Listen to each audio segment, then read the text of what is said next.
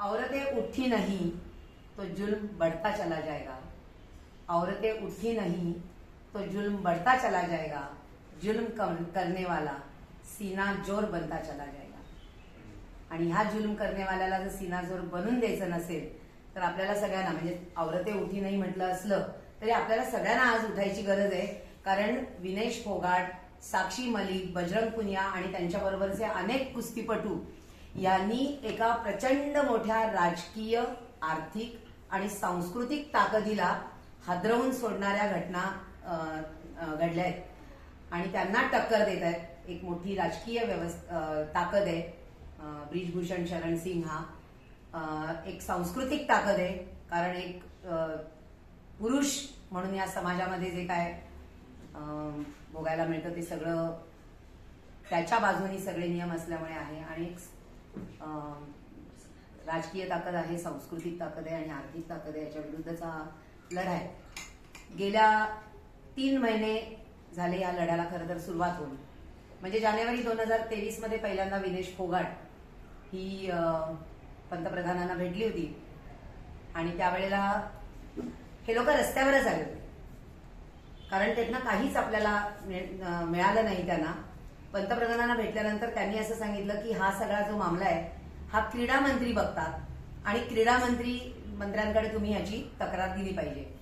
त्यानंतर 3 महिने काहीच घडलं नाही, म्हणजे पंतप्रधानांनी क्रीडा मंत्र्यांना सांगितलं, क्रीडा मंत्र्यांनी एक समिती स्थापन केली ज्याच्यामध्ये महिला खेळाडू होत्या, दिग्गज महिला खेळाडू होत्या, पीटी उषा, मेरी कोम सारख्या खेळाडू होत्या, पण ह्या 5 जणांच्या संसदीय समितीचा कुठलाच अहवाल 3 महिन्यांपर्यंत आला नाही आणि म्हणून 3 महिन्यानंतर, म्हणजे जानेवारी 23 मध्ये पहिल्यांदा रस्त्यावर उतरल्यानंतर 3 महिन्यानंतर 23 एप्रिलला पहिल्यांदा हे सगळेजण जंतर मंतरवरती उतरले आणि जंतर मंतरवरती आपला न्याय मागण्यासाठी त्यांनी धरणं आंदोलन चालू केलं। साधारणपणे आपण कुठल्याही आपल्यावर झालेल्या अन्यायाची ज्या वेळेला पोलिसांकडे जाऊन तक्रार दाखल करतो तेव्हा त्या तक्रारीला पोलिसांना पहिल्यांदा FIR नोंदवून घ्यायला लागतो। कोणीही, आपण सामान्य माझं पाकिट चोरीला गेलंय असं जरी जाऊन तक्रार नोंदवायची असेल पोलीस स्टेशनवर तर त्या पाकिट चोरलेल्याची, माझ्या पाकिटाची, माझ्या नावाची, माझ्या वडिलांच्या नावाची पासून पाकिटाच्या रंगापर्यंत सगळ्या गोष्टींची तक्रार पहिल्यांदा नोंदवून घेतली जाते, ज्याला फर्स्ट इन्फॉर्मेशन रिपोर्ट म्हणतो आपण, FIR म्हणतो। तो FIR नोंदवून घेतला जातो। या सगळ्या महिला कुस्तीपटूंनी यौन शोषणाचे आणि लैंगिक शोषणाचे अतिशय गंभीर आरोप भारतीय कुस्ती महासंघाचे अध्यक्ष ब्रिजभूषण शरण सिंग यांच्यावरती केले। त्यानंतर त्या पोलिसांकडे गेल्या आणि एवढे गंभीर आरोप केलेले असून सुद्धा त्यांचा FIR नोंदवून घेतला गेला नाही, ही या देशातली वस्तुस्थिती आहे। आणि मग त्यांना सुप्रीम कोर्टात धाव घ्यायला लागली आणि सुप्रीम कोर्टाने आदेश दिल्यामुळे किमान त्यांचा FIR तरी नोंदवला गेला। या ज्या काही घटना घडत आहेत त्या सगळ्या घटनांचा सगळ्यात पहिल्यांदा अभिव्यक्ती, लोकायत आणि काफिलातर्फे आम्ही सगळेजण तीव्र निषेध व्यक्त करतो। साधारणपणे क्रिकेटची मॅच असते, आपण जिंकण्यासाठी डोळे टीव्हीत घालून बसलेला असतो, कधी कॉमनवेल्थ गेम चालू असतात, कधी ऑलिम्पिक्स चालू असतं आणि असंही आपल्याकडे सुवर्णपदक मिळवून देणारे खेळाडू खूप कमी आहेत। एक आकडा मला कुठल्या तरी युट्यूबवरती मिळाला, ज्याचं ऑथेंटिकेशन जरी मला माहीत नसलं तरी अत्यंत ऑथेंटिक बातमी देणाऱ्या युट्यूबरकडनं मिळालेला आकडा आहे की आतापर्यंत या देशाला जी काही 21 सुवर्ण पदकं मिळाली आतापर्यंत, गेल्या वर्षी, त्याच्या गेल्या वर्षी, 5 वर्षात असं नव्हे, देश निर्माण झाल्यापासून आतापर्यंत आपल्या देशाला फक्त 21 सुवर्ण पदकं मिळालेली आहेत। कॉमनवेल्थ गेम्स असतील किंवा ऑलिम्पिक गेम्स असतील यांच्यामधली, त्यातली 2 का 3 सुवर्ण पदकं ही या कुस्तीपटूंनी मिळवून दिलेली आहेत। म्हणजे वेगवेगळ्या खेळांमध्ये जितके खेळाडू पार्टिसिपेट झाले त्या खेळाडूंपैकी 10% वर सुवर्ण पदकं ही आपल्या कुस्तीगिरांनी दिलेली आहेत। आणि तो क्षण आपल्यासाठी अतिशय आनंदाचा असतो ज्या वेळेला आपल्या एखाद्या खेळाडूला सुवर्ण पदक मिळतं, त्यावेळेला त्या स्टेडियममध्ये बसलेला भारतीय असेल, त्याच्या हातामध्ये तिरंगा असतोच, त्याला त्या तिरंगाचा अभिमानही असतो आणि त्या खेळाडूलाही आपल्या देशाचा अभिमान असतो. अतिशय मेहनत घेऊन त्यांनी या देशासाठी जे सुवर्ण पदक मिळवलेलं असतं त्याची एक झलक त्यांच्या चेहऱ्यावर दिसते. असे खेळाडूचे काही क्षण असतात. आज आपण बघणार आहोत 2 क्षण. एक क्षण आहे त्या अत्यंत आनंदाचा तिरंगा फडकवणारा आणि दुसरा क्षण आहे ज्या क्षणी ही सगळी मिळालेली मेडल्स किती जड अंतःकरणाने आपल्या दिवाणखान्यातनं काढून बॅगमध्ये भरून ती गंगेमध्ये व्हायला निघालेला तो क्षण. असे 2 क्षण असलेला एक व्हिडिओ आपण पहिल्यांदा बघूया, मग पुढे जाऊया.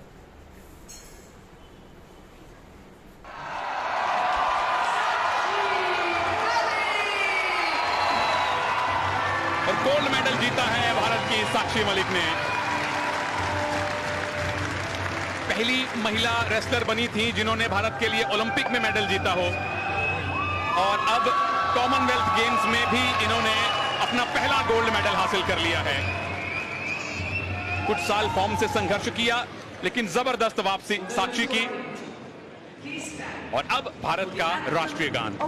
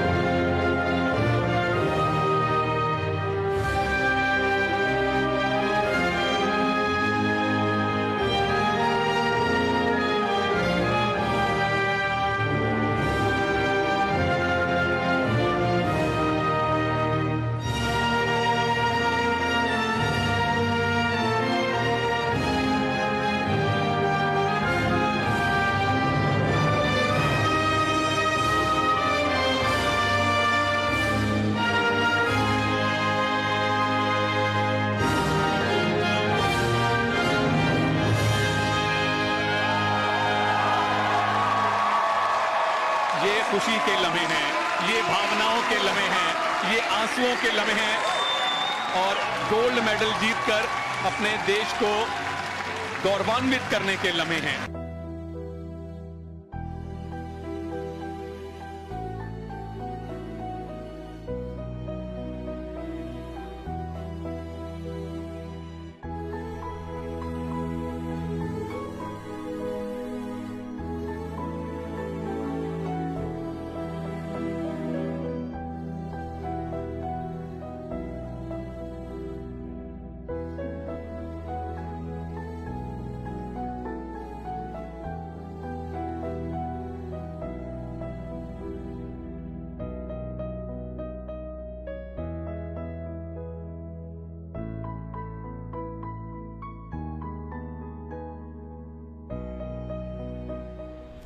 आणि तो स्टेडियम मधला आनंद हा फक्त साक्षी मलिकचा नव्हता, तर त्या स्टेडियम मध्ये बसलेले जेवढे भारतीय असतील त्या सगळ्यांच्या चेहऱ्यावर झळकत होता. आणि एवढंच नाही तर त्या स्टेडियमवरती बसलेल्या अनेकांच्या डोळ्यात कदाचित ती स्वप्न असतील जी साक्षी मलिकच्या गळ्यामध्ये सुवर्णपदक पडताना घालताना त्यांनी बघितली असतील की कधीतरी आपणही या जागेवरती येऊ. ही जी सगळी स्वप्न एका बाजूला, त्या स्वप्नांच्या वेळेला स्वप्न पूर्ती झाल्यानंतर त्या देशाचे पंतप्रधान त्यांना घरी बोलवतात, आमच्या मुली असं म्हणून त्यांना जेवायला घालतात आणि हे सुन्न करून टाकणारे क्षण, तो दुसरा क्षण जो होता तो पहिल्या क्षणानंतर बघवत नाही इतका मनाला स्पर्शून जातो. काय गेल्या काही दिवसांमध्ये झालं की ज्यामुळे या पहिल्या क्षणानंतर हा दुसरा क्षण त्यांना घ्यावा लागला. दुसरा क्षण हा होता की सर्व आतापर्यंत मिळालेली काय सिल्वर, गोल्डन जी काय पदकं असतील, भारतातली असतील, भारताबाहेरची असतील, ऑलिम्पिक्स मधली असतील, ती सगळीच्या सगळी पदकं परत करायला निघालेल्या होत्या. आणि परत करणं म्हणजे काय, तर ती सरकारला परत करायला निघालेल्या नव्हत्या. या देशामध्ये गंगेला पवित्र मानलं जातं आणि त्याच्या इतकं पवित्र दुसरं काहीच नाही. आणि पूर्ण आयुष्यभर एकमेव लक्ष ठेवून मेहनत करून मिळवलेली जी काही सुवर्णपदकं असतील ती सगळी सुवर्णपदकं म्हणूनच पवित्र गंगेमध्ये अर्पण करायला निघालेल्या होत्या. काही समर्थकांनी त्यांना, शेतकरी आंदोलनातले राकेश टिकेतपासून सर्व समर्थकांनी त्यांना ते तसं करू दिलं नाही आणि ते तिथं वेळेवर पोचले. पण अन्यथा 1 महिनाभर ह्या 23 एप्रिलपासून धरण्यावरती बसलेले आहेत, जंतर मंतरवरती बसलेले आहेत. अचानकपणे ऊन, पाऊस या सगळ्या गोष्टी येत होत्या. पावसामध्ये गाद्या भिजल्या होत्या. त्या गाद्या रिप्लेस करण्यासाठी काही राजकीय कार्यकर्ते त्यांना फोल्डिंग बेड घेऊन येत होते. त्याही वेळेला पोलिसांनी त्यांच्याबरोबर झटापट केली, मारामाऱ्या केल्या. का तर ते नाही मिळालं तर निदान ओल्या गाद्यांवरती यांना झोपता येणार नाही म्हणून का होईना पण हे लोक इथून निघून जातील. कारण जंतर मंतरवरती कोणालाही विरोध करू, जंतर मंतर हा अतिशय विरोधकांचा एक प्रतिष्ठित ती जागा आहे दिल्लीतली की जिथे सगळे धरणं आणि मोर्चे होत असतात. देशभरातून सगळे लोक, बरोबर आहे, देशभरातनं सगळे लोक तिथे, आपणही काही धरणं आणि मोर्चांसाठी गेलेलो आहोत तिथून. तर त्या ठिकाणनं त्यांनी हलावं याच्यासाठी गेले महिनाभर अनेक प्रयत्न चालू होते. ऊन होतं, त्यांना छप्पर नव्हतं, त्यांना पाऊस पडल्यानंतर बेड नव्हते, बेड ओले झालेले होते, त्यांना ते रिप्लेस करून दिलेले नाहीत. रात्र रात्र ते तसेच बसलेले होते. या सगळ्या गोष्टी 1 महिनाभर घडतच होत्या. त्यांच्या कुठल्याही तक्रारीची दखल घेतली गेलेली नव्हती. आणि ह्या सगळ्याचा जो काय कळस गाठला गेला, हा कळस गेल्या रविवारी म्हणजे ज्या वेळेला लोकशाहीच्या सर्वात उच्च सदनाचा महाराज्याभिषेक सोहळा आपण सगळ्यांनी बघितला. लोकशाहीचं उच्च सदन आणि महाराज्याभिषेक सोहळा असे 2 विरोधाभासी शब्द मी वापरतेय कारण ते लोकशाहीच्या उच्च सदनाचं उद्घाटन होतं. त्याच वेळेला फक्त 2 किलोमीटर अंतरावरती बुटांनी तुडवत त्यांना खेचून नेत सर्व ह्या आंदोलकांना पोलिसांनी गाड्यात बसवलं आणि पोलीस स्टेशनवरती नेलं. हे क्रौर्य त्याच दिवशी घडलं ज्या वेळेला एका बाजूला लोकशाहीची मूल्य जपण्यासाठी एक सदनाचं उद्घाटन होत होतं, त्याच वेळेला लोकशाही पायाखाली तुडवली जात होती. जंतर मंतरवरती हा राज्याभिषेक सोहळा चालू होता. कारण काय तर महिला महापंचायत करायची होती म्हणून हे सर्व आंदोलक नवीन संसद भवनापर्यंत जाणार होते आणि सुरक्षेचं कारण अत्यंत शांततामय मार्गाने आंदोलन करणाऱ्या सर्व आंदोलकांना महिला महापंचायत त्यांनी करू नये कारण त्याच्या समर्थनार्थ ठिकठिकाणून महिला शेतकऱ्यांपासून सगळे लोक येणार होते आणि म्हणून तिथपर्यंत पोहोचू द्यायचं नव्हतं कारण त्या राज्याभिषेक सोहळ्याला ग्रहण लागलं असतं आणि म्हणून ही घटना घडली. त्याचेही काही व्हिडिओज आहेत, आपण नंतर बघणार आहोत. परंतु ज्यांचा FIR नोंदवून घेण्यासाठी 7 दिवसांपेक्षा जास्त कालावधी लागला त्यांना पोलीस स्टेशनवरती नेण्यासाठी 7 तासांचा अवधी पण लागला नाही आणि त्यांना रात्रभर तिथे डिटेन केलं आणि त्यांच्या न्यायाची बाजू घेणं किंवा त्यांची बाजू ऐकणं किंवा त्यांचा FIR नोंदवून घेणं या सगळ्या गोष्टी तर राहिल्या बाजूला, त्यांच्यावरती काही कलम लावली गेली. ही या संपूर्ण आंदोलनाची शोकांतिका आहे खरं तर. आणि म्हणूनच कदाचित पोलिसांनी ताब्यात घेऊन सोडल्यानंतर साक्षी मलिक म्हणते की ह्या देशामध्ये आता हुकुमशाही चालू झालेली आहे का, आम्हाला असाच न्याय मिळणार आहे का. आणि खरोखर म्हणजे तिचे जे काही उद्गार आहेत त्यानंतर खेदाने असं म्हणावं असं वाटतं की आम्हाला शरम वाटते की आमच्या देशाच्या सरकारने, पंतप्रधानांनी तुम्हाला इथे आणून सोडलं. आपण दोन्ही दृश्य बघणारा एक छोटासा व्हिडिओ बघूया. एक अहंकारी राजा आणि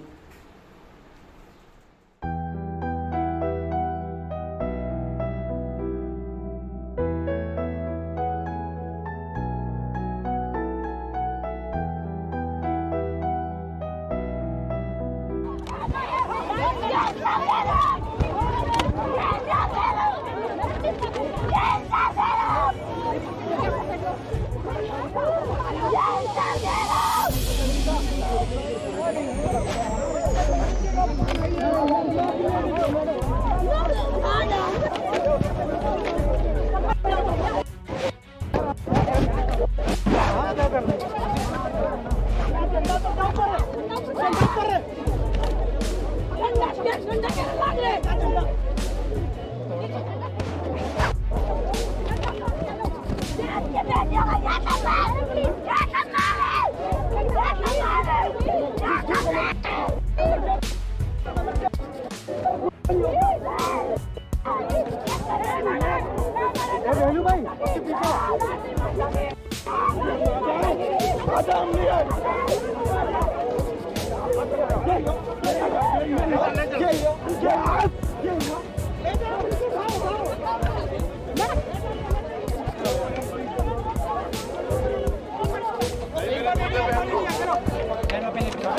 ये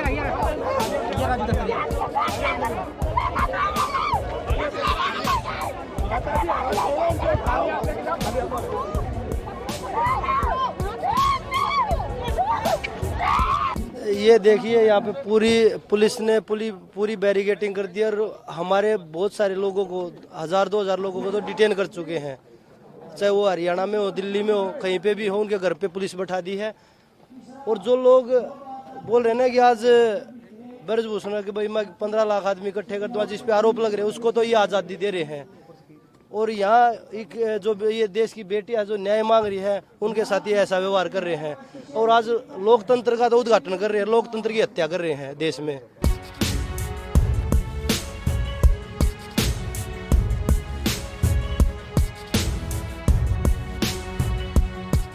ही जी गेल्या रविवारची दृश्य आहेत ही खरोखर आपली मान शर्मेने खाली जाईल अशी दृश्य आहेत आणि आपल्याला अंतर्मुख व्हायला मजबूर करणारी दृश्य आहेत।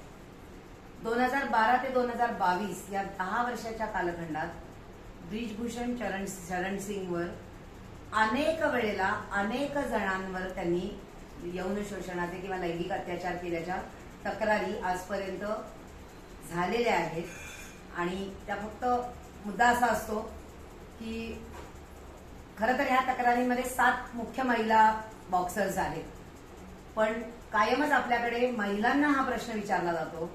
जो हा अन्याय करत असतो त्यांना कुठलेच प्रश्न विचारले जात नाहीत या समाजामध्ये, परंतु महिलांना हा प्रश्न विचारला जातो। कारण मी जेव्हा असं म्हणते की 2012 ते 2022 या कालखंडामध्ये अनेक वेळेला त्यांनी यौन शोषण केलेलं आहे अनेक खेळाडूंचं, त्यावेळेला साहजिकच समाजामधनं एक प्रश्न कायमच विचारला जातो, तो कदाचित इथं बसलेल्या आपल्या सगळ्यांच्या मनात सुद्धा आलेला असेल की मग त्या वेळेला ह्या लोकांनी का नाही बरं तक्रार केली।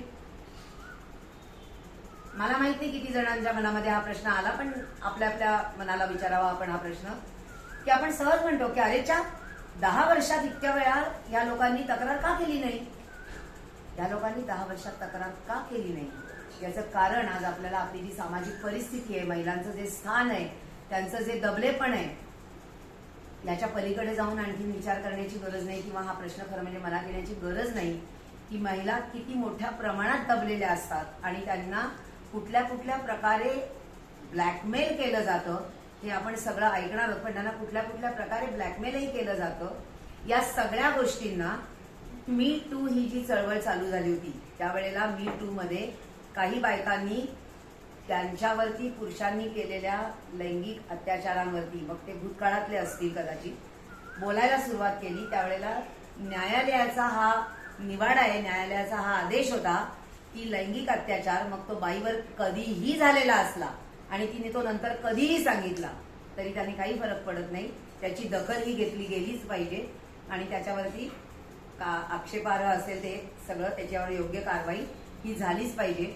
त्यामुळे 2012 ते 22 या कालखंडात अनेकींनी त्यांच्यावरती अनेकींनी असं मांडलेलं आहे की त्यांचे FIR जर आपण बघितले तर आपल्या लक्षात येईल की त्यांच्यावरती कुठल्या कुठल्या प्रकारचे लैंगिक अत्याचार झाले।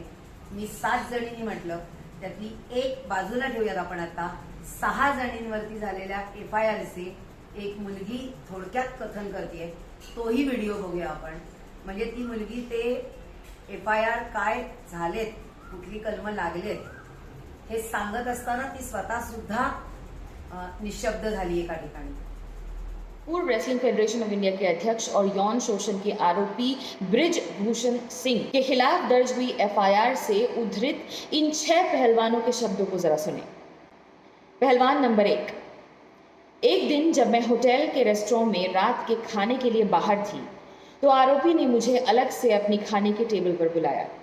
मेरे सदमे और आश्चर्य की बात यह हुई कि मेरी सहमति के बिना मेरी छाती पर अपना हाथ रखा और मुझे पकड़ लिया और फिर उसका हाथ मेरे पेट के नीचे तक ले गया। मुझे विश्वास नहीं हुआ कि अभियुक्त वहां नहीं रुका और फिर से अपना हाथ ऊपर की ओर मेरी छाती पर ले गया। उसने मुझे ग्रोप किया और फिर अपना हाथ मेरे पेट तक सरका दिया और 3-4 बार मेरे साथ यही करता रहा। सिंह ने WFI कार्यालय में मेरी सहमति के बिना मुझे मेरी हथेली, घुटने, जांघों और कंधों पर अनुचित तरीके से छूना शुरू कर दिया। मैं कांप रही थी। जब हम बैठे थे तो वह मेरे पैरों को अपने पैरों से छू रहा था।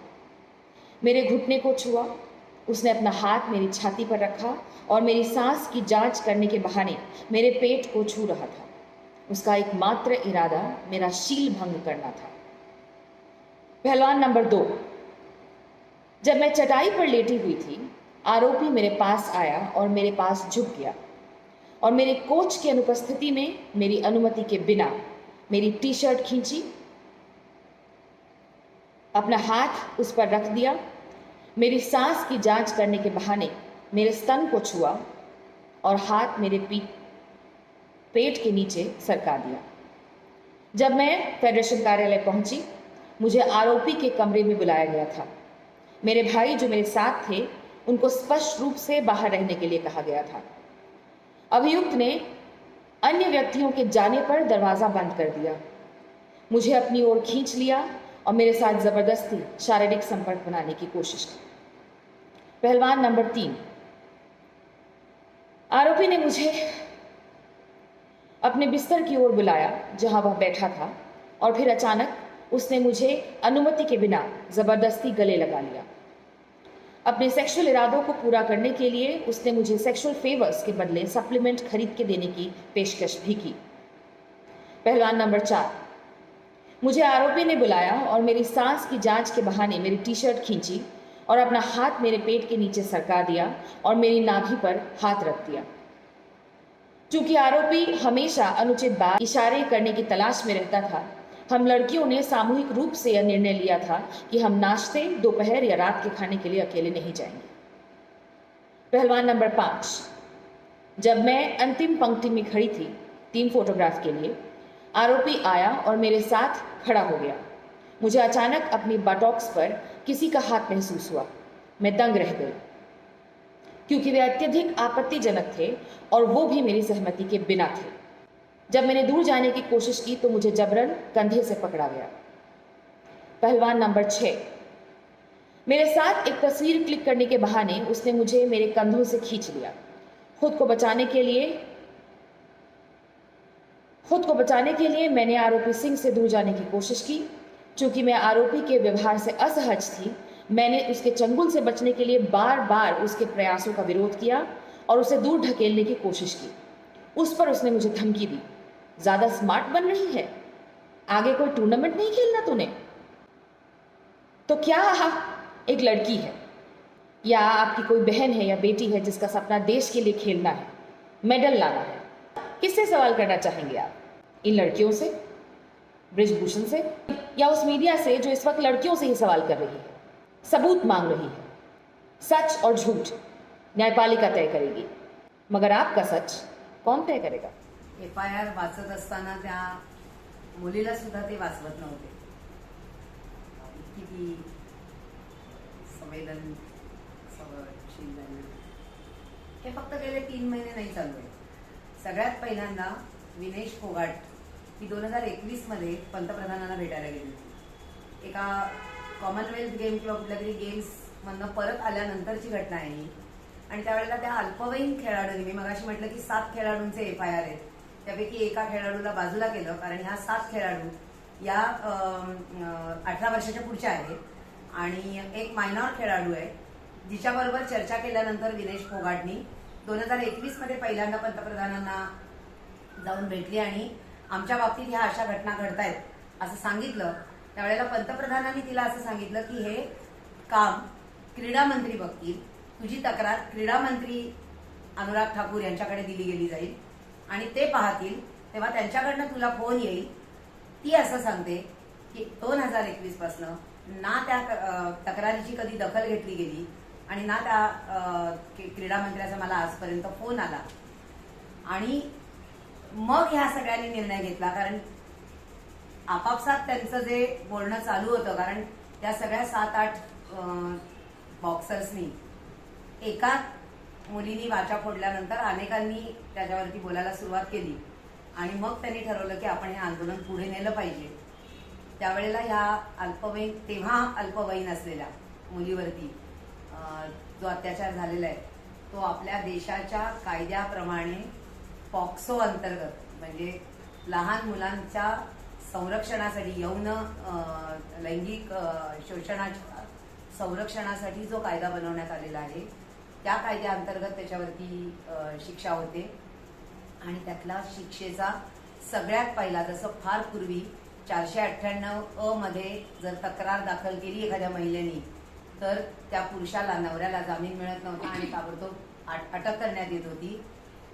तो जरी थोडा सॉफ्ट झाला असला तरी पॉक्सो अंतर्गत मात्र मायनॉरवरती 16च्या आतमध्ये किंवा 16 वर्षापर्यंत ज्यांचं यौन शोषण झालेलं आहे, ज्यांनी यौन शोषण केलेलं आहे त्याला इमिजिएट पोलीस कस्टडी मध्ये टाकलं जाणं गरजेचं आहे. त्याची चौकशी आणि त्याच्यावरची कारवाई ही नंतर होईल आणि त्याला जामीन मिळत नाही आणि मिनिमम 10 वर्ष ते मॅक्झिमम 20 वर्षाची शिक्षा आहे. आणि असं असताना सुद्धा आजही मदन मस्तपणे ब्रिजभूषण शरण सिंग हा लोकशाहीच्या उच्च सदनाचं उद्घाटन करत असताना मोदींच्या बाजूला बसलेला आपण सगळ्यांनी पाहिला. त्याला आतमध्ये टाकलं गेलेलं नाहीये. पॉक्सो अंतर्गत आतमध्ये टाकलं जाणं अत्यंत गरजेचं होतं. तो म्हणतो मी नार्को टेस्ट करीन पण ह्या सगळ्यांची पण करा तर माझी करीन. हा आरोपी आहे का हा आरोप करतोय लोकांवर? याने कंडिशन घालायच्या, याने कंडिशन टाकायची की खेळाडूंनी नार्को टेस्ट केली तर मग मी पण करेन म्हणून. अरे आरोपी तर तू आहे ना, तुझी नार्को टेस्ट व्हायला पाहिजे, तुला पहिल्यांदा आतमध्ये घातलं गेलं पाहिजे, तुझ्यावर योग्य कारवाई झाली पाहिजे. आणि ही मागणी करण्यासाठी ते खेळाडू जंतर मंतरवर बसले, त्यांना अमानवी वागणूक दिली जाते. यातल्या हे FIR जितके गदगद करणारे होते, पुण्यप्रसून वाजपेयीने पुण्यप्रसून वाजपेयी हा एक अतिशय प्रो पीपल ज्याला म्हणता येईल असा आणि रॅडिकल रिपोर्टर आहे, जर्नलिस्ट आहे. त्याच्या एका व्हिडिओमध्ये त्यांनी या मायनॉरच्या वडिलांनी लिहिलेला FIR दाखवलाय, सांगितलंय आणि पूर्णपणे वाचून दाखवलाय. तोही आपण वाचूया. तेव्हाच आपल्याला कळेल की सहजपणे गंमत म्हणून 25 माणसं रस्त्यावरती जाऊन आम्ही कुस्तीगीरांना न्याय मिळालाच पाहिजे म्हणून हात उंच करून बोलण्याने सगळं संपत नाही.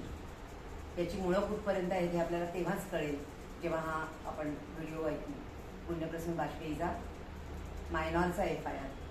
तो ऐसे में हमें लगता है कि एक क्षण के लिए हम इस देश की राजनीति को आपके सामने लेकर आए, उससे पहले एक पिता ने अपनी बेटी को लेकर जो FIR दर्ज कराई है उसे जानना चाहिए, क्योंकि यह पॉक्सको के तहत है और जिसमें बार बार इस बात का जिक्र है कि हम जांच कर रहे हैं और गिरफ्तार नहीं कर सकते हैं. अगर इस FIR को आप सुन लीजिएगा तो आपके जहन में सवाल होगा, क्या ऐसी स्थिति थी कि जहां पर रेप भी हो सकता था?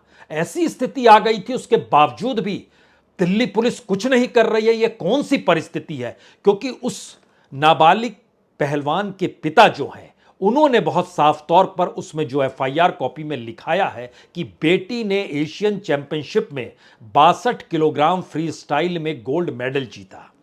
16 साल की उम्र में झारखंड के रांची में नेशनल गेम्स में जूनियर रेसलिंग चैंपियनशिप में गोल्ड जीता और यहीं पर उनकी बेटी के साथ फोटो लेने के लिए ब्रिजभूषण ने जबरन उसे अपने पास खींचा, उसे अपने बाहों में इतने कसकर जगड़ा कि वह खुद को छुड़ाने के लिए हिल तक नहीं पाई और फोटो लेने के बहाने ब्रिजभूषण ने उसे जकड़ा और अपने हाथ और कंधे के नीचे उसे ले लिया. यह एक नाबालिग के पिता बतला रहे हैं, ये कहते हुए कि मेरी बेटी कुछ कह पाने की स्थिति में नहीं है.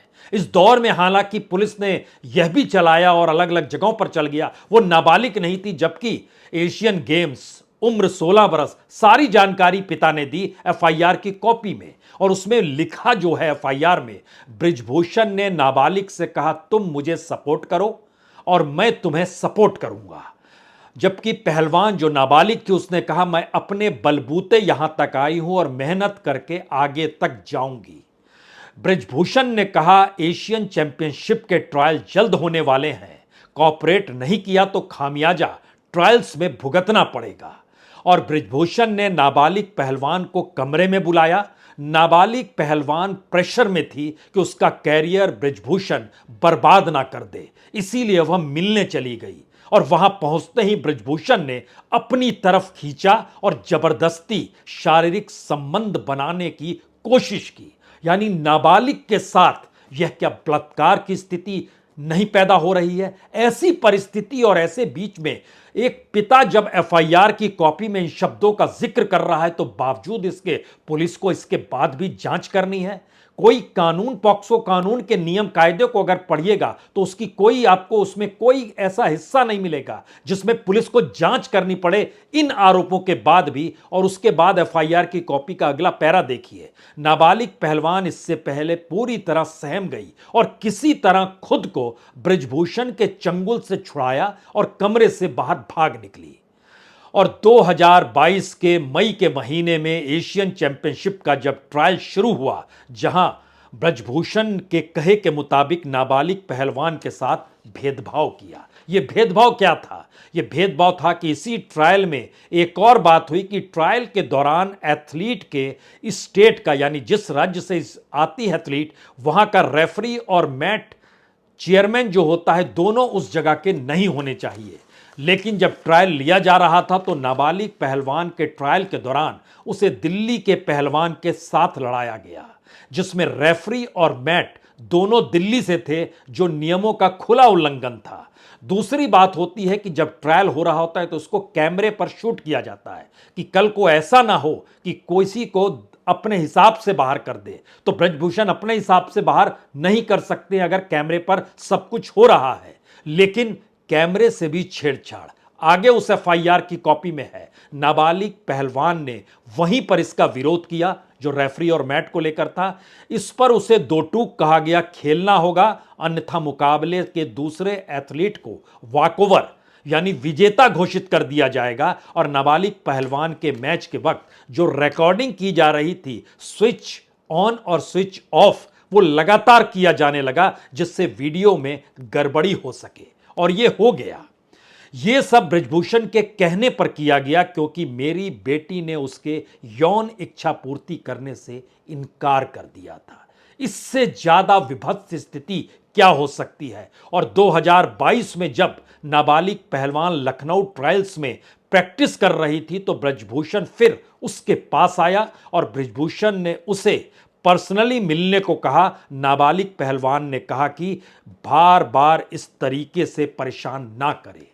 और दरअसल ये 2022 के दौर में जो जानकारी निकल कर आई, ये जो महिला पहलवान जो बैठी जंतर मंतर पर, इन्होंने जब ऐसी स्थिति देखी कि एक नाबालिग पहलवान के साथ ऐसा हो रहा है जिसका पूरा कैरियर बर्बाद किया जा रहा है और जिसके साथ इस तरीके से खिलवाड़ हो रहा है, तो इस देश के भीतर तो कोई निकल नहीं पाएगा।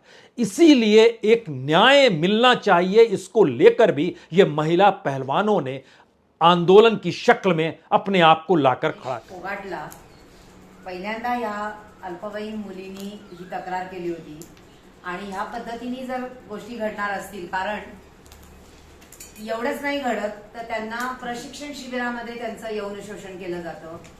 या कोणी अंबानीच्या घरात जन्माला आलेल्या मुली नाहीये। हरियाणातल्या अतिशय गरीब घरामधनं एक डोळ्यात स्वप्न घेऊन, त्यांच्या वडिलांचं असेल किंवा त्यांचं असेल, जे कोणाचं असेल ते, डोळ्यात स्वप्न घेऊन संपूर्ण आपली करिअर, आपलं आयुष्य या एकमेव गोष्टीसाठी वाहून घेतलेल्या या ज्या मुली होत्या, त्यांना प्रशिक्षणासाठी लखनौला बोलवलं जातं। ते प्रशिक्षण घरी ठेवलं जातं। त्या घरामध्ये त्यांच्या यौन शोषणासाठी प्रयत्न केले जातात, त्याला त्या विरोध करत असतात। आणि हा सगळा विरोध टोकियो ऑलिम्पिक्स नंतर विनेश फोगाटच्या नजरेसमोर आला आणि म्हणून जे पुण्यप्रसून बाजपेयींनी जे शेवटी सांगितलं की सर्व कुस्तीपटूंनी जो निर्णय घेतला की वेगवेगळ्या कुस्तीपटूंच्या बाबतीत वेगवेगळ्या प्रकारच्या शोषणाच्या तक्रारी आहेत आणि ह्या सगळ्याला आपल्याला न्याय हा मिळवलाच पाहिजे।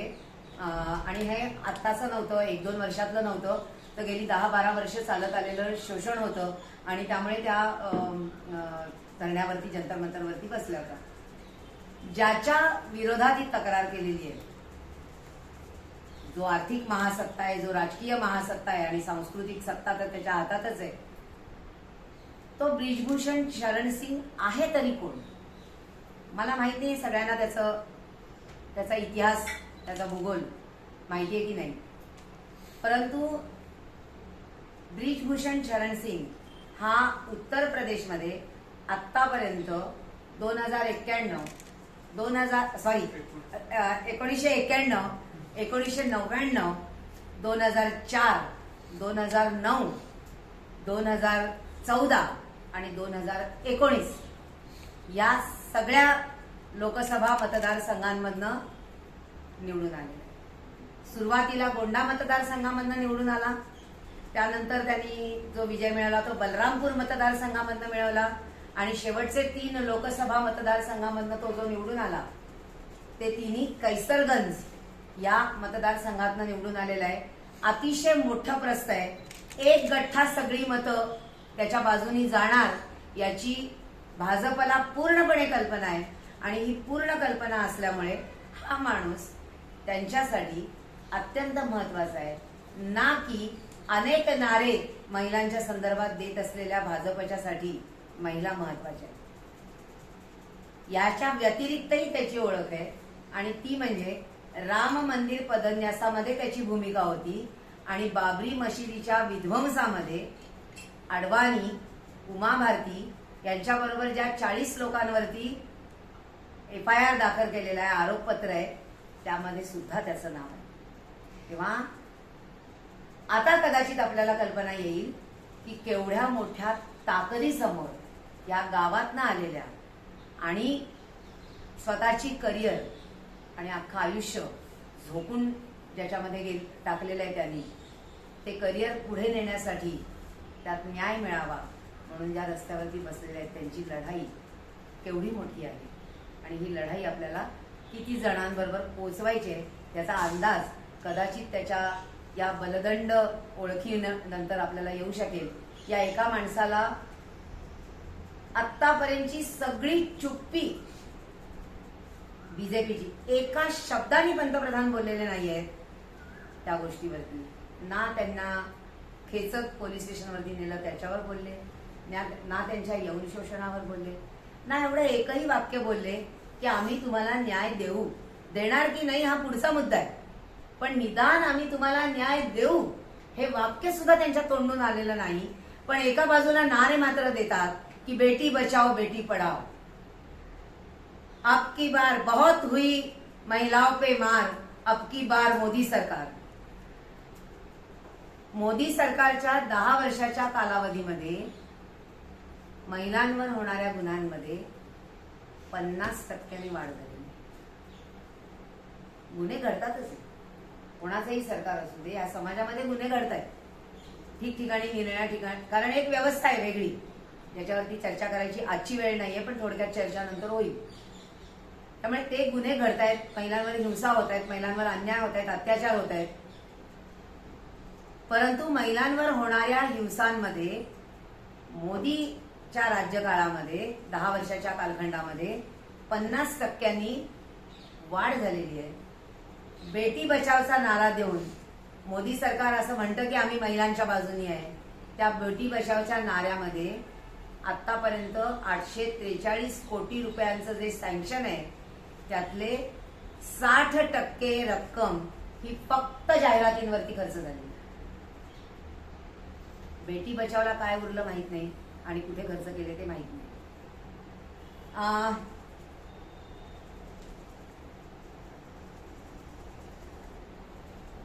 या सदनाचं ज्या दिवशी उद्घाटन झालं नवीन संसद भवनाचं, त्याच्या दुसऱ्या दिवशी मोदी अजमेरला होते आणि अजमेरमध्ये त्यांनी एक भाषण दिलं.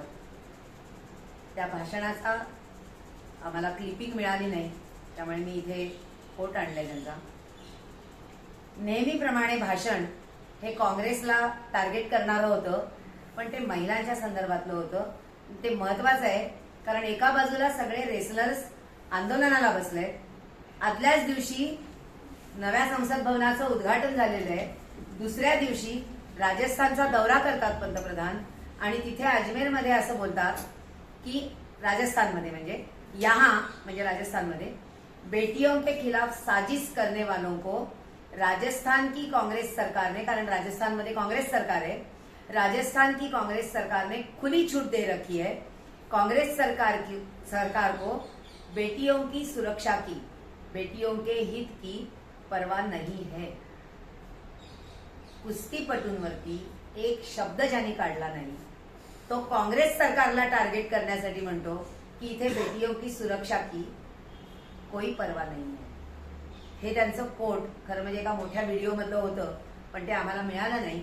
आणि तुम्हाला कदाचित तुम्ही काही व्हिडिओज बघितले असतील तर लक्षात येईल, किंवा आपल्या व्हॉट्सअप ग्रुपवरती अनेक अंधभक्तांचे मेसेजेस येत असतात।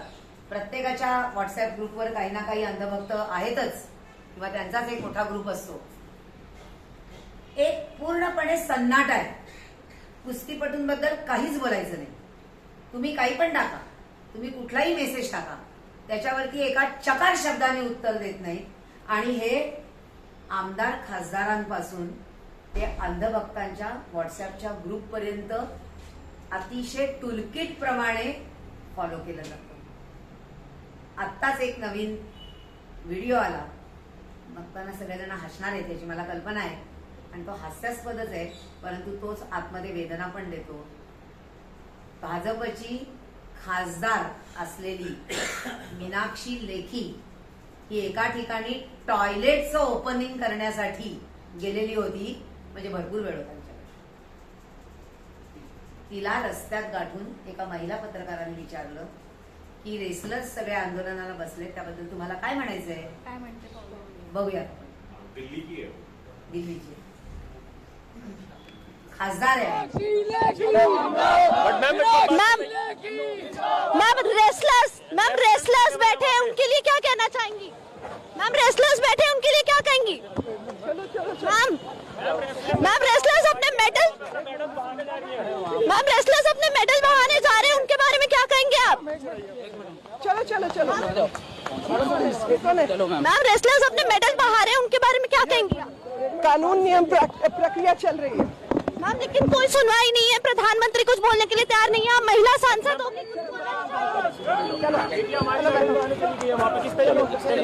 मैम महिला सांसद होकर आप कुछ बोल क्यों नहीं रही हैं इस मुद्दे पर? तो यहाँ आपने देखा मीनाक्षी लेखी जो है केंद्रीय मंत्री है, महिला सांसद है, लेकिन पहलवानों के मुद्दे पर कुछ नहीं बोला, और जिस तरह भागी है वो सब आपने देख लिया है। यहाँ पर तमाम भाषण उन्होंने दिया था, वहां से मंदिर से यहाँ तक भागते हुए वो आई हैं, और उनकी गाड़ी आप जाते हुए देख सकते हैं। यहाँ पर कोई भी महिला सांसद हो जवाब देने को तैयार नहीं है। उनसे पहलवानों का सवाल किया गया, उन्होंने कुछ नहीं बोला। उन्होंने कहा कानूनी प्रक्रिया चल रही है। अब आपका इस वीडियो को लेकर क्या कहना है, हमें इस वीडियो के कमेंट बॉक्स में जरूर बताइएगा। समजा मी असते तिच्या जागी, किंवा समजा तुम्ही कोणी असा पत्रकार आहे ना, त्यांच्यासाठी तुच्छ आहे। हाड केलं असतं तिने आणि सांगितलं असतं की जा, मला कुठल्याच प्रश्नाचं उत्तर द्यायचं नाही। पण आपल्याला अख्खं चरित्र कळलं तिच्या धावण्यामुळे, इतकी घाबरलेली आहे, अख्ख्या बीजेपीचं चरित्र कळलं आपल्याला तिच्या धावण्यामुळे, इतकी घाबरलेली आहे की मॅरेथॉन मध्ये पळावं अशी ती पळत आपल्या गाडीपर्यंत गेली। ही केंद्रीय मंत्री आहे, आणि हिचा बॉस आणि हिचा बाप स्मृती इराणी आहे, महिला बाल विकास मंत्री। तिच्या मुलीवर जेव्हा शेकलं गेलं तेव्हा शिव्यांची लाखोली वाहून तिने यूट्यूबवरती व्हिडिओ टाकले। पण देशाच्या कन्यका ज्यांनी सुवर्ण पदक मिळवून आणले त्यांच्यावर हा अन्याय होतोय, पण तो माणूस बीजेपीचा आहे, तर एक चकार शब्द बोलायला स्मृती इराणी एक बाई असून, नुसती बाई नाही तर महिला बाल विकास मंत्री आहे, ती असून सुद्धा ती बोलायला तयार नाही। तर मीनाक्षी लेखी तर केंद्रीय मंत्री, आणि याच्या पुढे जाऊन आणखीन दर्दनाक आणि आणखीन चीड आणणारं आणि आणखीन आपल्याला काय करावं हे न सुचणारं वक्तव्य भाजप समर्थक एका IPS ऑफिसरने केलं, त्याचाही व्हिडिओ बघूया। रिटायर्ड IPS ऑफिसर, आस्थाना म्हणून आहे, कुश्ती संघ के अध्यक्ष बृजभूषण शरण के खिलाफ पहलवानों के धरने को दिल्ली पुलिस ने धारा 144 लगाकर खत्म करवा दिया है। दरअसल रविवार को संसद की तरफ मार्च करने को लेकर पुलिस के साथ पहलवानों की जोरदार झड़प हुई। इस झड़प के वीडियो और महिला पहलवानों को घसीटते पुलिस वालों की तस्वीरें सोशल मीडिया पर खूब शेयर की जा रही हैं। लेकिन इन सब के बीच एक ट्वीट काफी वायरल हो रहा है और ये ट्वीट है एक एक्स IPS ऑफिसर का, जिसका नाम है डॉक्टर NC अस्थाना। दरअसल NC अस्थाना ने एक अखबार की कॉपी ट्विटर पर शेयर की, जिसका टाइटल था हिरासत में पहलवान बजरंग बोले हमें गोली मार दो। इस पर अस्थाना ने ट्वीट कर लिखा कि जरूरत हुई तो गोली भी मारेंगे, मगर तुम्हारे कहने पर नहीं। अभी तो सिर्फ कचरे के बोरे की तरह घसीट कर फेंका है। दफा 129 में पुलिस को गोली मारने का अधिकार है। उचित परिस्थितियों में वो हसरत भी पूरी होगी, मगर वो जानने के लिए पढ़ा लिखा होना आवश्यक है। फिर मिलेंगे पोस्टमार्टम टेबल पर। IPS अफसर के इस ट्वीट की सोशल मीडिया पर खूब आलोचना हुई और अब इस पर बजरंग पुनिया का जवाब भी सामने आया है। पुनिया ने ट्विटर पर लिखा कि ये IPS ऑफिसर हमें गोली मारने की बात कह रहा है। भाई सामने खड़े हैं, बता कहां आना है। कसम है तीच नहीं दिखाएंगे, सीने पर तेरी गोली खाएंगे। हे सगळं असंच घडतंय का? म्हणजे कारण काय घडण्याचं? एका बाजूला हा मीडिया जो ज्याला रवीश कुमारने गोदी मीडिया असं नाव दिलेलं आहे, हा गोदी मीडिया येता जाता रिया चक्रवर्ती सारख्या मुलीला सुशांत कोण होता काय नाव आहे सुशांत सिंग राजपूतच्या आत्महत्येनंतर वाटेल तशी घाणेरडी गाणी लिहून आणि तिची बदनामी करायला त्यांनी कमी नाही लेखलं. दीपिका पदुकोणला धमक्या दिल्या, राणा आयुबला धमक्या देत आहेत. आमच्या समोर जर आम्हाला प्रश्न विचारला तर तुम्हाला हाच धडा मिळेल, तेव्हा त्याचे जे काय परिणाम होतील ते भोगायला तुम्ही तयार असा. हा मेसेज ह्या सगळ्यामधनं आत्ताच्या कळस आहे. म्हणजे आत्ताचे जे बॉक्सर्स सगळे बसलेले आहेत, त्या सगळ्या कुस्तीपटू ज्या बसलेल्या आहेत, त्यांच्या बाबतीत घडत असलेल्या या घटना म्हणजे ह्या सगळ्या घटनांचा कळस आहे. आणि आम्हाला प्रश्न विचारायचे नाही, जे काय होईल त्याची संपूर्ण जबाबदारी तुमची असेल आणि तुम्हाला जसं त्याची जबाबदारी तुम्ही घ्या आणि तयारही राहा परिणामांना. हेच जणू काही भाजप सांगत आहे आणि त्यासाठी आपल्याला काही आधीच्या घटनांचा आढावा घ्यायला लागेल. मी जर थोडंसं फास्ट घेते, मला 7:30 पर्यंत. भाजपचं चरित्रच हे. आधीच्या घटना थोड्या बघूयात आपण, त्या घटनांवरनं कळेल. हाथरसला काय झालं ते तर मला वाटतं इथे बसलेल्या बहुतेक सगळ्यांना माहितीच असेल. जे काय त्यांच्या बाबतीत घडतं, ज्या ज्या वेळेला भाजपचे जे लोक अशा अन्याय अत्याचारांमध्ये सामील असतात, त्या वेळेला त्या सर्व घटनांचे पुरावे हे नष्ट केले जातात किंवा त्यांना सोडलं तरी जातं किंवा त्यांच्यावरती कुठलीच ॲक्शन घेतली जाते. आणि हे असं पहिल्यांदा नाही घडत. हा जरी कळस असला कुस्तीपटूंचं आंदोलन हा, तर ह्या आधी अशा घटना घडलेल्या आहेत. हाथरसमध्ये त्या आईबापांनाही बघू दिलं नाही, तिचं शव पेट्रोल टाकून जाळून टाकलं. म्हणजे तुम्ही आणि आम्ही धार्मिक पद्धतीने जर एखाद्या आपल्या मेलेल्या माणसाची विल्हेवाट लावायची असेल तर ते पेट्रोल टाकून नाही ना लावत. सगळ्यांच्या नजरेआड जाऊन त्या आईबापांना जवळपास कैद केल्यासारखं एका ठिकाणी बसवून पेट्रोल टाकून त्या गुडियाचं शव जाळलं गेलं. हाथरसमध्ये काहीही कारवाई अजूनपर्यंत झालेली नाही. दलित मुलगी होती, सवर्णांनी अत्याचार केलेले होते. काडीची किंमत नाही भाजपला महिलांची. महिला, दलित, आदिवासी, कामगार, कष्टकरी हे वापरून घेण्याचे लोक आहेत त्यांच्यासाठी. उन्नावची घटना लोकांना विसरायला झालं असेल, पण आठवण करून देते. भाजपचा आमदार कुलदीप सिंग सेंगर याने आणि त्याच्या भावाने आणि त्याच्या काही सहकाऱ्यांनी उन्नाव इथल्या एका मुलीवरती बलात्कार केला. बलात्काराची तक्रार तर दाखल केली होती. त्या ठिकाणी एवढंच घडलं की तक्रार दाखल झाली. वडिलांना बोलावलं गेलं पोलीस स्टेशनवर. वडिलांना मुलीच्या बलात्काराची तक्रार दाखल झाल्यानंतर जे वडील पोलीस स्टेशनवरती गेलेले होते, त्या वडिलांना पोलिसांनी मारहाण एवढी केली की पोलीस स्टेशनमध्ये त्यांचा मृत्यू झाला.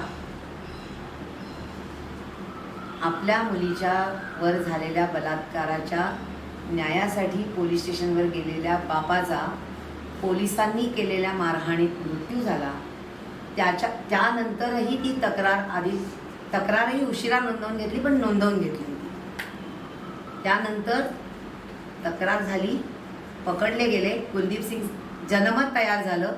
कुलदीप सिंग सेंगर आजही आतमध्ये आहे, परंतु त्याच्यावरती कारवाई झालेली नाही. तिच्या वकिलांसकट आणि तिच्या नातेवाईकांसकट जी गाडी चाललेली होती कोर्टामध्ये, त्या गाडीचा एका ट्रकनी ॲक्सिडेंट केला आणि तिची चुलती ही त्या ट्रक ॲक्सिडेंटमध्ये मेली. म्हणजे कदाचित तिला किंवा तिच्या वकिलांना मारण्याची त्याच्यामध्ये योजना असू शकते. काय होती माहीत नाही. मी आपला एक वक्तव्य केलं. उन्नावमध्ये घडली 2017मध्ये. त्याच्याही पेक्षा अतिशय भीषण असं उदाहरण. त्यावेळेला आम्ही सगळेजण खरं म्हणजे प्रोटेस्टला उतरलेलो होतो. आमच्याबरोबर जे असतील त्यावेळेला कदाचित त्यांना या गोष्टी माहिती असेल. जम्मू काश्मीरमधल्या कठुआमध्ये 8 वर्षाची एक चिमुरडी आसिफा, तिला देवळात नेलं गेलं. 8 दिवस देवळात कोंडलं. देवळात पुजाऱ्यासकट, पोलीस ऑफिसरसकट 8.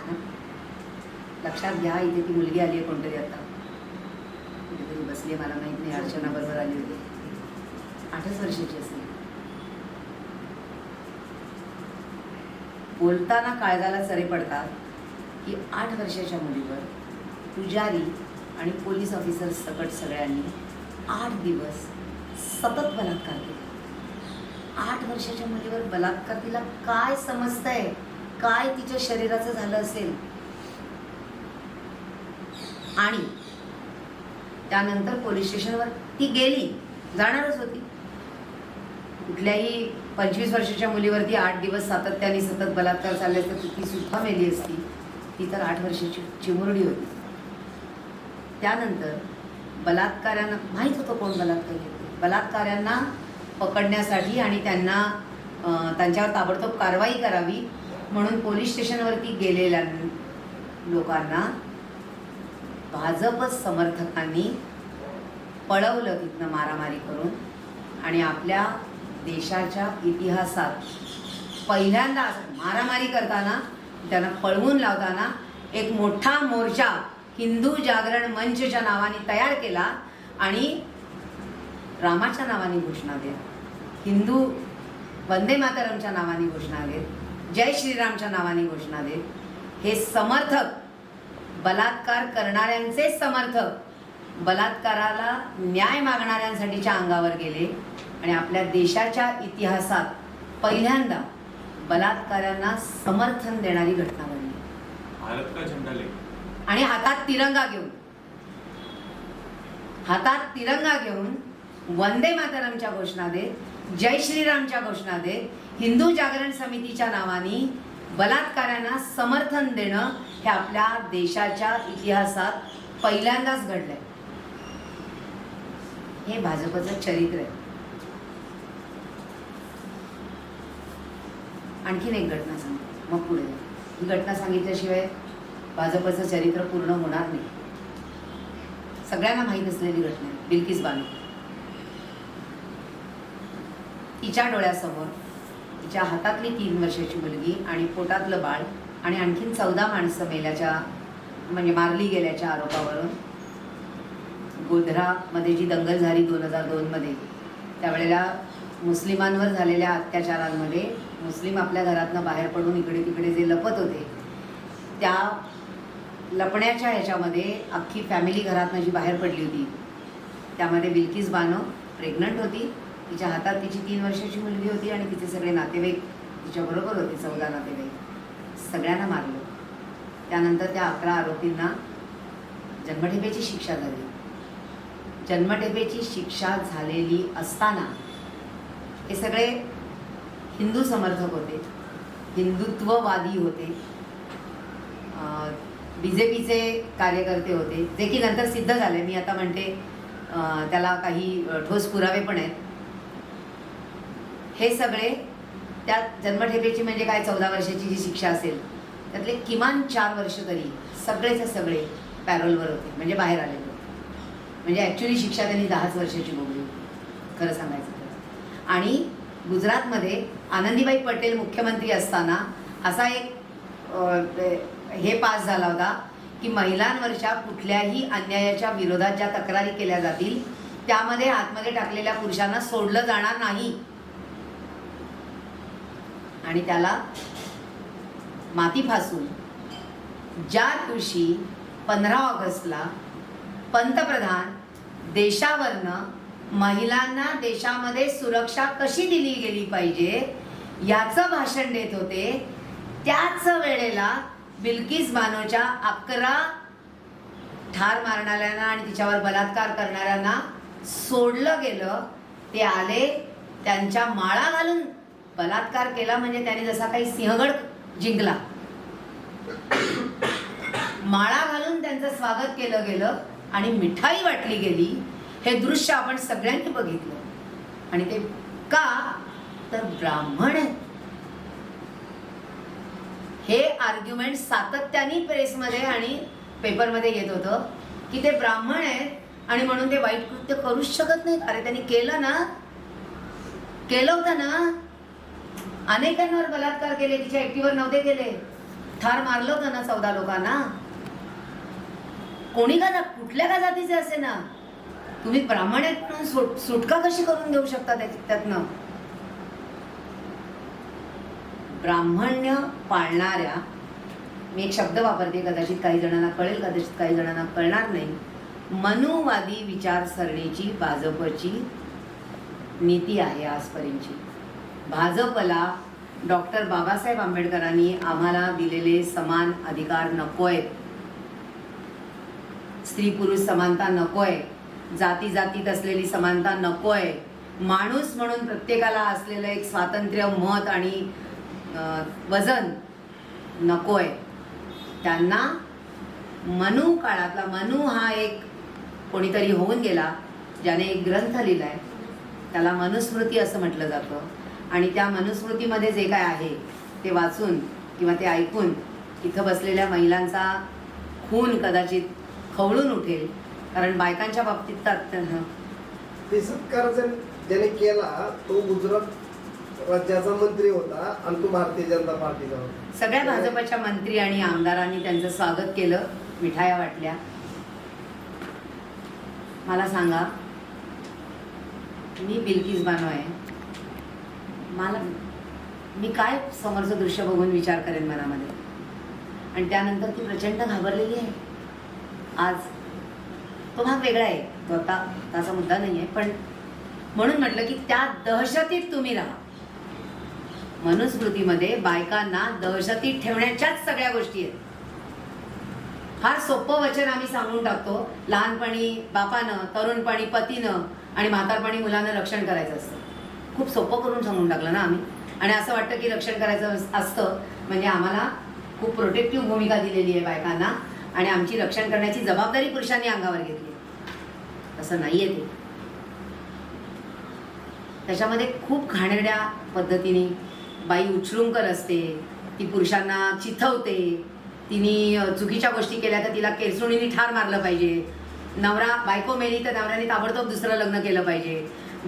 नवरा मेला तर बायकोनी, त्या विधवा बायकोनी, आपल्याला माहिती आहे की या समाजामध्ये काय होत होतं. म्हणजे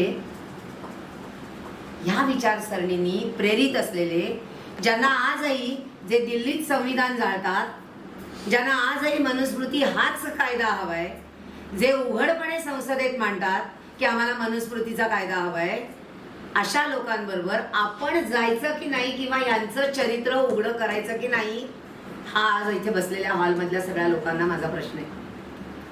का आपण गप्प बसायचंय?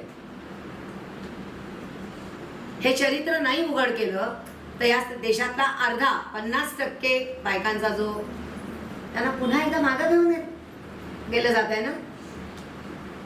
जे राजा राममोहन रॉय, सावित्रीबाई फुले, महात्मा फुले, डॉक्टर बाबासाहेब आंबेडकर असतील, पेरियार असतील, महात्मा गांधी असतील, ज्यांनी बायकांना सुशिक्षित करण्याचा, ज्यांनी बायकांना चूल आणि मूल या क्षेत्रातनं बाहेर आणण्याचा आणि ज्यांनी ज्यांनी बायकांना माणूस घडवण्याचा प्रयत्न केला त्या सगळ्या लोकांच्या कामावरती माती फासून भाजप म्हणजेच त्यांच्या पाठीमागे उभी असलेली त्यांची मातृ संघटना जिचा उल्लेख केल्याशिवाय पुढे जाता येत नाही, RSS ची विचारसरणी आहे आणि भाजप ही RSSच्या विचारसरणीप्रमाणे चालते आणि म्हणूनच ह्या भाजपच्या विचारसरणीमध्ये जो मनुवाद आहे तो आम्हाला आज लोकांपर्यंत पुढे आणायला लागेल. आणि नाहीतर आज आम्ही जे कमावलेले हक्क अधिकार आहेत महिलांनी जे झगडलोय, आम्ही वर्षानुवर्ष झगडतोय, आपण ते सगळेच्या सगळे घालवायला निघालेले आहेत. कारण यांचे चिन्मयानंदांपासून किंवा साक्षी महाराजांपासून लोक एक स्टेटमेंट करतात, निरनिराळी वक्तव्य करतात. 8 मुलं जन्माला घाला. तुम्हाला काय मशीन वाटलो आम्ही? इकडनं ऊस घातला तिकडनं रस बाहेर आला. 8 मुलं जन्माला घाला, 4 देशाला द्या, 4 तुम्हाला, 2 आम्हाला द्या, 2 तुम्हाला ठेवा. म्हणजे 4 देशाला सैन्यात पाठवा, 2 आम्हाला RSSला द्या, त्यांच्या डोक्यात विष भरतो आम्ही आणि 2 तुम्हाला ठेवा. त्यात मुली झाल्या तर काय नाही माहिती मला, कारण तसं लिहिलेलं नाहीये आणि ते बोललेले पण नाहीये. आपले राज्यपाल कोश्यारी ते सांगतात, एका IAS ऑफिसरांच्या मीटिंगमध्ये सांगतात की आजकाल IAS ऑफिसर मुली जास्त व्हायला लागलेत, हा बॅलन्स साधला पाहिजे, नाही तर पुरुषांची काही खैर नाही. किती वक्तव्य सांगायचे आपण? मी 7:30ला बंद. राम रहीम, अनेक मुलींनी त्याच्यावरती कंप्लेंट्स दाखल केलेल्या आहेत आणि तरी सुद्धा त्याला पॅरोलवर सोडलं जातं. तो ऑनलाईन संस्कार शिबिरं घेतो आणि त्याला अर्धा डझन केंद्रीय मंत्री आपली हजेरी लावतात. हरियाणाचे मुख्यमंत्र्यांपासून सगळेजण त्याच्या हजेरीमध्ये गेलेले असतात. ही सगळी वक्तव्य खूप आहेत आणि भाजपच्या आमदार खासदारांवरती केलेले गुन्हेही, नोंदवलेले गुन्हेही खूप आहेत. परंतु आपल्याला पूर्णपणे त्याच्यामध्ये जायचं नाही आहे. पण एक 1.5 मिनिटाचा व्हिडिओ आहे जो RSSची विचारसरणी काय आहे हे अत्यंत चांगला 1.5 मिनिटात आपल्याला डोळे उघडवणार आहे. तोही बघूयात आपण. हां, RSSची म्हणजे आता ह्याच्यावरती मी जास्त बोलत नाही आहे, पण महिलांना खरं काही स्थान नाही आहे. परंतु महिलांसाठी एक कॅम्प चालतो ज्याचं दुर्गा वाहिनी हे नाव आहे आणि तिथे त्यांना शस्त्रांपासून सगळ्या गोष्टी शिकवल्या जातात. एवढ्या मुली म्हणतात की दूध मागेंगे तो खीर देंगे, काश्मीर मागेंगे तो चीर देंगे. हे प्रशिक्षण त्यांना जिथे दिलं जातं त्या एका कॅम्पमध्ये अपर्णा रामतीर्थकर, जिचं नाव कदाचित लोकांनी ऐकलं असेल, ती तिथे शिकवण द्यायला जाते आणि तिचा 1.5 मिनिटाचा व्हिडिओ फक्त आम्ही घेतलाय. परंतु तुम्ही यूट्यूबवरती जाऊन अपर्णा रामतीर्थकरचे सगळे व्हिडिओ बघू शकता की ती किती आपल्याला मागे घेऊन जायला बसलेली आहे.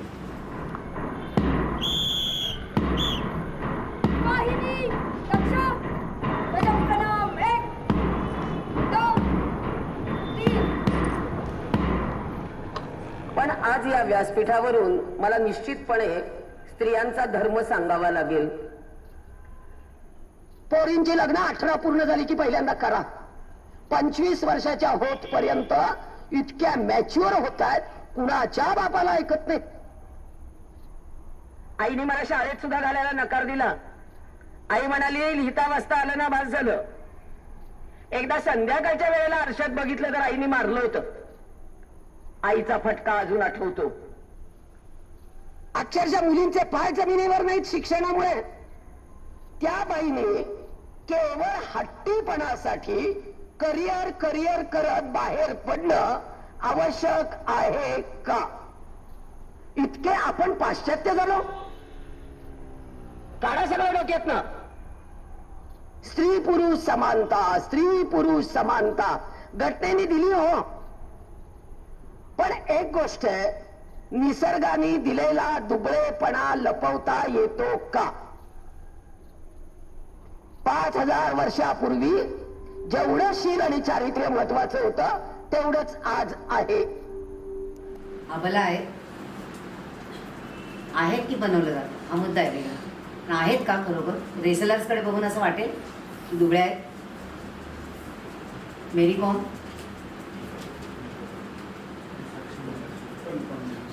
म्हणजे दुर्गा बहनी ना, दुर्गा तो शक्ति का प्रतीक है, हाँ। उनको बता रही कि तुम कमजोर हो। कमजोर हो खरंच आहे. पॉइंट.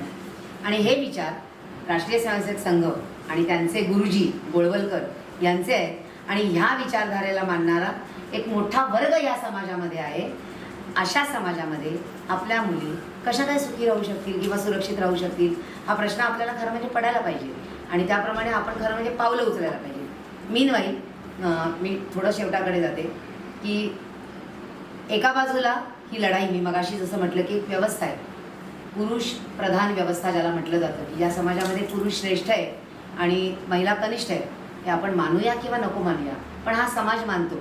जे मीडियामधनं पण दाखवलं, काल सगळ्यांनी बघितलंच असेल, सूद गुंडाळलेल्या बायका, 7 जन्म आपला नवरा हाच असावा म्हणून फेरे धरणाऱ्या बायका. म्हणजे मला कुणाच्या भावनांची चेष्टा नाही करायची, पण आमची सगळी जी काय व्रत वैकल्य उपास तापास नवस सायास जे काय आहेत ते एका पुरुषाभोवती असतात. या पुरुषी मानसिकतेनी हा समाज बनलेला आहे. हीच पुरुषी मानसिकता मीडियामध्ये दिसते, हीच पुरुषी मानसिकता कुटुंबामध्ये दिसते आणि निरनिराळ्या ठिकाणी दिसते. आपल्याला मग समाजात वावरताना प्रत्येक व्यवस्थेमध्ये आपल्याला ही पुरुषी मानसिकता दिसत असते. आणि दुसऱ्या बाजूला आज या नफ्या तोट्यावर आणि पैशावरती चालणारी जी भांडवली व्यवस्था आहे, जी खरं सांगायचं तर आपल्याला ह्या मीडिया नावाच्या एका डबळ्यामधनं पाहायला मिळते की ज्यात त्यात आपल्याला बाई ही वस्तू म्हणून वापरताना दिसली जाते, माणूस म्हणून आपल्याला कुठेच दिसत नाही. अशा हे फास्ट घेते, कोणाला काही प्रश्न असतील तर आपण याच्यावरती नंतर पण बोलू शकतो.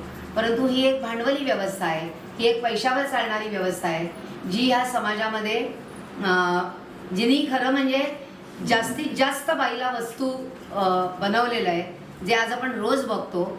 एक आकडेवारी होती माझ्याकडे ज्याच्यामध्ये जवळपास एका वर्षामध्ये आपण मुलं आणि आपणही जेवढे कार्यक्रम टी व्हीवर बघतो त्यामधल्या ज्या जाहिराती बघतो त्यावेळेला 1 लाख वेळेला वस्तू म्हणून असलेली बाई ही आपण वर्षभरात कमीत कमी 1 लाख वेळेला बघतो. ही आकडेवारी माझ्या एका आर्टिकलमधनं मी आता येता तो आकडा बघितला आहे आणि ही मुलंही बघत असतात. हीच मानसिकता घेऊन समाजामध्ये मुलं मोठी होत असतात. एका बाजूला म्हणून म्हटलं की ब्रिजभूषण शरण सिंग हा एक ताकदवर पुरुष आहे, त्यामुळे ती पुरुष सत्तेविरुद्धची पण लढाई आहे, ती राजकीय लढाई आहे, ती सांस्कृतिक लढाई आहे. कारण स्त्री पुरुष समानता आणण्यासाठी आम्हाला या देशामध्ये जे सांस्कृतिक बदल घडवायचे ती पण लढाई आहे आणि आर्थिक लढाई पण आहेच आहे. ह्या लढाईबरोबर आत्तापर्यंत चालत गेली अनेक हजारो वर्षापासूनची पुरुष सत्ताक व्यवस्था, या दोन्ही लढाया आम्हाला तोंड द्याव्या लागतात. या दोन्ही लढायांना आम्हाला आव्हान द्यावं लागतं. या आव्हानामध्ये या रेसलर्सना बसवून त्याही या दोन्ही आव्हानांना सामोरे जातात. ह्या सगळी आव्हानं त्यांच्यासमोर आहेत आणि या आव्हानांसाठी आपल्याला फक्त रेसलर्ससाठी नाही बोलत होता. आज हा विषय घेतला कारण त्या निमित्ताने आपल्याला अनेक प्रकारे एक काय म्हणूयात आपण की हा समाज कसा चालतो, ज्याला मी व्यवस्था असं म्हणते, तर हा समाज व्यवस्था म्हणजे आपण समाज कसा चालतो त्याचा आपल्याला तो आपल्याला समजून घेता येतो. पुरुष प्रधान समाज कसा चालतो तो समजून घेता येतो. म्हणून ह्या सगळ्या उदाहरणांवरनं आपण समजून घेण्याचा प्रयत्न केला की आपली लढाई मोठी आहे, की फक्त कुस्तीगिरांना न्याय मिळावा म्हणून लढाई नाही आहे. कुस्तीगिरांना न्याय मिळेल, आम्ही आशावादी आहोत, मिळेलच आणि आपण मिळवून देऊ तो न्याय. देशभरातनं ठिकठिकाणी आज जी खरी गरज होती की निरनिराळे लोक आपापल्या मागण्यांसाठी ज्या वेळेला रस्त्यावर उतरतात त्यावेळेला या सगळ्यांनी एकत्र येणं गरजेचं आहे. शेतकरी रस्त्यावर उतरले, काही वेळेला सगळा देश त्यांच्या बरोबरीने आलेला होता. आज ह्या महिला कुस्तीपटू ज्या वेळेला आलेल्या आहेत रस्त्यावर त्यावेळेला देशभरातल्या आज राकेश टिकेतनी 9 जूनपर्यंतचा कालावधी दिलेला आहे आणि 9 जूनपर्यंत सरकारने काहीही ॲक्शन घेतली नाही तर देशभरात निरनिराळ्या ठिकाणी पंचायती होतील आणि जे काय घडलं ते लोकांसमोर सांगितलं जाईल आणि देशभरातनं ह्यांना समर्थन मिळवून देण्याचं काम केलं जाईल. हे आव्हान राकेश टिकैतनी सरकारला ऑलरेडी दिलेलं आहे. आणि दुसऱ्या बाजूला जागतिक रेसलर्स असोसिएशन जी आहे त्यांनी सुद्धा आता दखल घेतलेली आहे. जागतिक लेवलवरचा जो कुस्ती संघ आहे त्यांनीही याची दखल घेतली, कारण आपल्या देशातल्या बातम्या बाहेरही जातच असतात.